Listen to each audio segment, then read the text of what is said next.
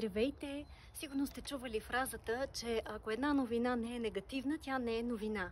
Но бях свидетел на това точно на католическия Великден да съобщят по новините и една прекрасна новина, която мисля, че ще оценят всички родители и тези от младежите, които ги е грижа, че сега залагат здравето си за дълги години напред.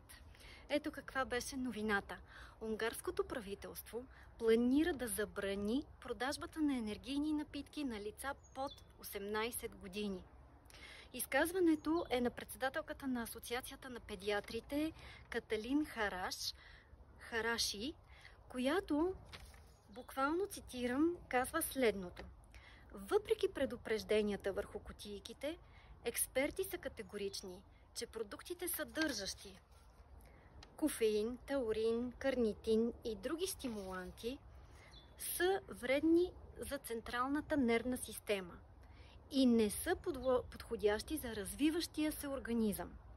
В краткосрочен план консумацията може да доведе до неврологични, сърдечно-съдови и храносмилателни симптоми, като диария, повръщане, гадене, припадъци, все симптоми на кофеинова токсичност. В дългосрочен план енергийното съдържание и съдържанието на захар са много вредни. Изключително съм щастлива, че има правителства с такова съзнание. Другата новина се отнасяше за съседна Румъния, където вече е приет такъв закон.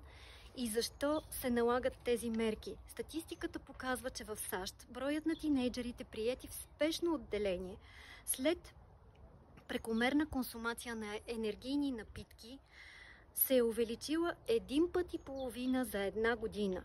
В Унгария проблемът не е толкова голям, но тревожните тенденции са на лице. Предполагам, че у нас има подобна статистика, а ако няма, то тенденциите съществуват, защото ги виждаме навсякъде около нас, по спирките и къде ли не. И в тази връзка, нека ви подскажа, имате още едно съществено основание да дойдете и да разберете повече за Канген вода, която е източник на енергия и може сами да се убедите, работи ли така, като дегустирате и видите нашите измервания. Обадете се, свържете се с нас, дори само от любопитство, ако търсите заместител на енергийни напитки. До нови срещи!